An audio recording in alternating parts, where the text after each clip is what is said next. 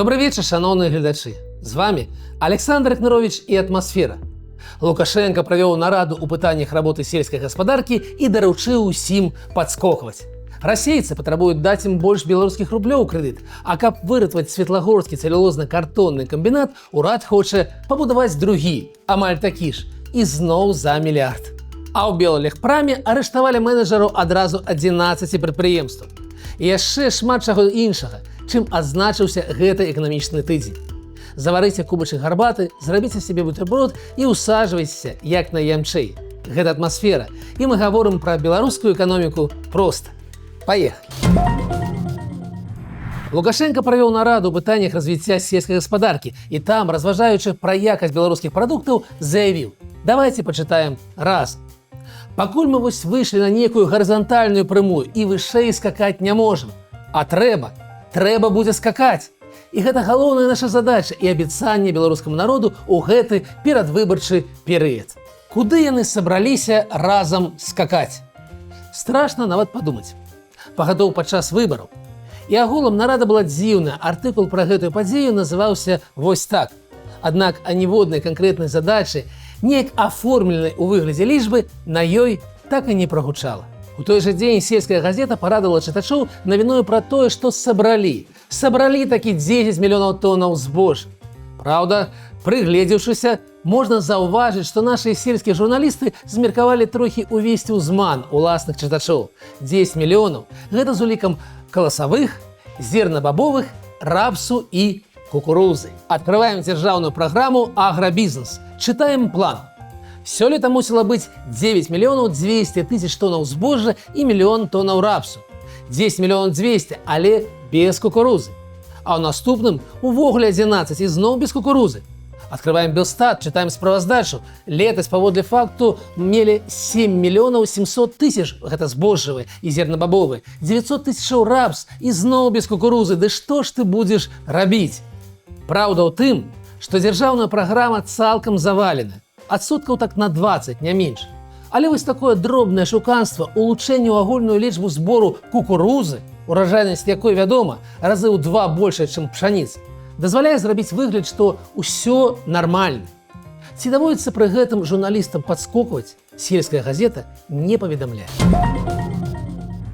Расійскія прадпрыемствы дэманструюць попыт на крэдыты ў беларускіх рублях. Менавіта пра гэта паведаміў журналістам першы намеснік старшыні праўлення Банку развіцця Роман Бродаў, выступаючы на форуме ў Санкт-Петербурзе. Цуд нейкі, бо заўжды было наадварот. Што ж здарылася? Беларускі банкір аргументаваў сваю тэзу нізкай інфляцыі ў Беларусі ды ўзважанай крэдытна-грашовую палітыку фінансавых уладаў, у першую чаргу Нацбанк.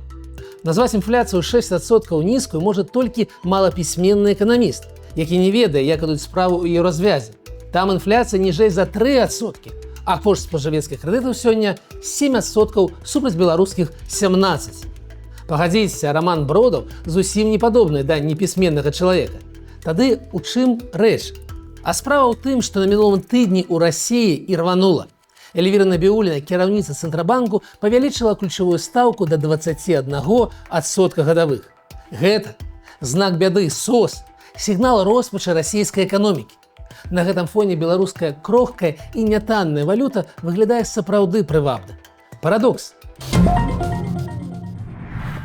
Дык а што ўвогуле адбылося? У чым праблема?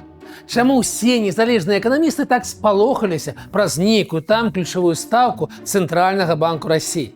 Ну падумаеш, 21%, ці 121. Эканоміка вунь як расце. Інфляцыя не тое, каб маленька, але таксама не вельмі палохае. БРІКС вось быў, Кітай прыязджаў. У чым паніка? Якую ролю ўвогуле грае гэтая стаўка? Гэта кошт, паводле якога Цэнтральны банк дае грошы камерцыйным банкам.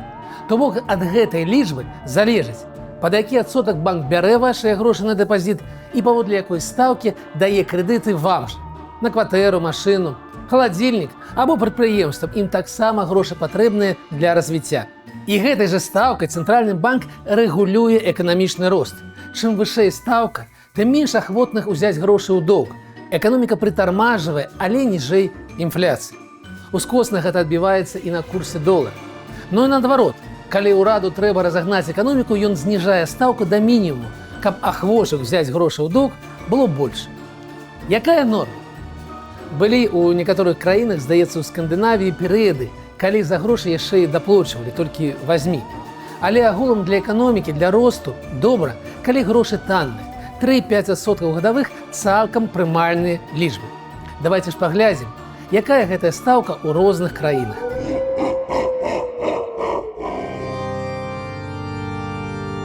%21 гэта фактычна рэкордная, забаронная стаўка ў Расіі. А што ж адбываецца? З чым жа змагаецца іх цэнтрабанк? Чаго ён баіцца? Таго самага, перагрэву эканомікі, якога ў іх таксама спрабуюць не заўважаць. Там, як і ў нас, недахоп працоўных рук. Хто на вайне, хто разбегся ў розныя бакі. Праз гэта расце заробак без росту вытворчасці. Ну і вядома, там ёсць некалькі сотняў тысячаў чалавек, якія проста атрымліваюць зарплату. Зарплату вышэйшую за пару тысячаў долараў у месяц, не ствараючы ў эканомікі, а нічога. Плюс 6,2% ад ВУП гэта вайсковыя выдаткі, што таксама проста выкідванне бюджэтных грошай у прорву з пункту гледжання эканомікі. Адзін недурны прадпрымальнік добра сказаў пра сёння: а што вы робіце?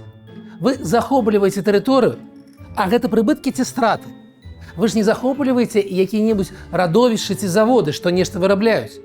Вы захопліваеце разбураныя паселішчы, дзе няма нічога. Гэта голая тэрыторыя, на якой засталіся тыя, хто не здолеў з'ехаць, каго таксама трэба карміць і трымаць за кошт бюджэту. І ў гэтай тэрыторыі таксама трэба ўкладаць зноў жа бюджэтныя грошы. Вайна стварае велізарную навісь з пустых незаробленых заробкаў. Я ўжо не кажу пра магільныя выплаты.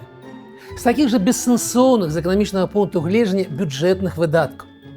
Калі вы далі працаўніку, які зрабіў танк заробак, а танк згарэў пад Донбасам, то вы павялічылі інфляцыю. Маглі не рабіць танк, не нішчыць рэсурсы, а проста надрукаваць грошы і раздаць.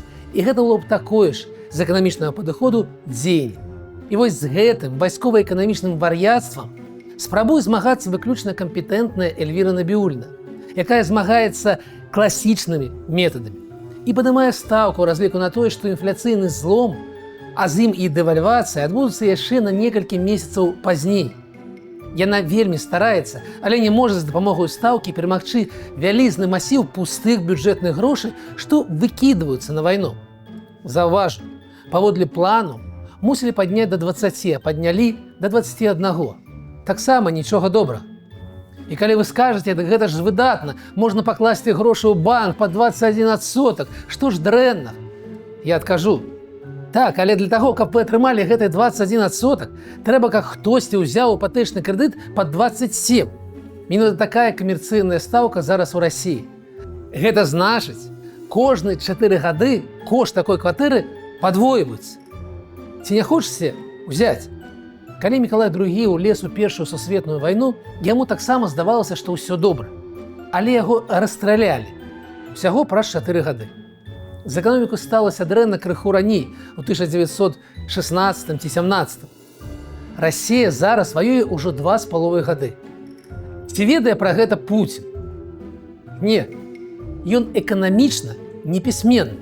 Ён не пра гэта, ён увогуле не разумее гэтага. Ён больш па Рурыкавічах. Якое гэта мае дачыненне да Беларусі?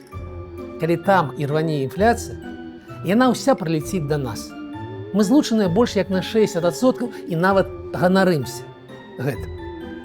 Вернемся да навіну. Кітай нашае ўсё. Нашае альфа і омега, нашае Маркс і Ленін. І Мао, куды ж без яго? Менавіта такую выснову можна зрабіць з выступу віцэ-прэм'ера Снапкова ў эфіры дзяржаўнага тэлеканала. І сярод слоў падзякі і паклонаў знайшліся ў Мікалая і лічбы. 27 праектаў, рэалізаваныя супольна з кітайцамі на суму $5 мільярдаў. Ну, за 16 гадоў. Стратнае дрэваапрацоўванне – мільярд. Не акупілася мадэрнізацыя цэментавага сектару – яшчэ мільярд. Беларуская біятэхнічная кампанія, што так і не выйшла на планавыя паказнікі і смокча грошы з бюджэту. Яна крыху не дацягвае да мільярда. Ну і яшчэ некалькі дзесяткаў гэткіх жа паспяховых, але больш дробных праектаў, за якія мы працягваем плаціць, вяртаць пазыкі Кітаю з бюджэту. Гэта ж былі не інвестыцыі. Гэта былі крэдыты, і іх спаганяе Кітай без усялякіх адтэрмінаванняў. Выдаткаваныя 5 мільярдаў, але планавалі ж 15. А дзе дзеліся 10? Не, іх не скралі. Проста не знайшлося у беларускіх чыноўнікаў праектаў. Нават вось такіх стратных. Кітай жа быў гатовы фінансаваць. Ну і нельга не ўзгадаць правал на Светлагорскім цэлюлоза-картонным камбінаце. Тамака таксама будавалі кітайцы, і таксама кошты былі пад мільярд. Гэтым тыднем верхавод дзяржаўнага канцэрну Беллеспаперапрам Александр Пшонны заявіў, што хоча ўзяць новы мільярд і пабудаваць другі камбінат, каб, маўляў, разабраць беларускі ветралом. Ну, яго Александра зразумець можна, не ён жа будзе вяртаць пазычаныя грошы. І яшчэ крыху навінаў. Чарговы антырэкорд на рынку працы. За жнівень колькасць занятых у эканоміцы паменшылася яшчэ амаль на 10 тысячаў і складае крыху больш за 4 мільёны 100 тысячаў чалавек. Простое матэматычнае дзяленне кажа нам пра тое, што такімі тэмпамі эканоміка ў Беларусі скончыцца праз 411 месяцаў, ці 34 гады. Фабары ў Беллегпраме. Арыштаваны адразу 11 менеджераў найбуйнейшых прадпрыемстваў сістэмы. Пішуць, што ай-яй-яй, фігуранты атрымлівалі хабары за спрыяльнае развязанне пытанняў пры закупе швейнага абсталявання, запчастак і камплектавальных. Памер узнагароджанняў лічыўся дзесяткамі тысячаў рублёў. Якая неспадзяванка, праўда? Гэта той самы Легпрам, якому зрабіць канкурэнтаздольную прадукцыю ўвесь час нешта перашкаджае. То секанды, то тюбетейкі, памятайце. Можа, справа ўсё ж такі не ў секандах, а? І нашай Белшыне таксама ўвесь час нехта ці нешта замінае. У планах кампаніі заняць палову мясцовага рынку, але пакуль толькі 28%. Нягледзячы на тое, што з рынку зышлі буйныя заходнія гульцы.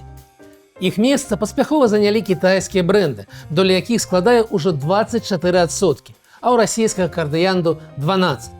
З улікам такой структуры новая забарона на ўвоз шынаў з недружелюбных краінаў нічога не зменіць для Белшыны. Канкурэнт у яе цяпер выключна дружелюбны. І сябры гэтае ўсё больш шчыльна сціскаюць кола. А давайте сёння пра добрае. Рыхтуючыся да гэтага выпуску, я натрапіў на навіну.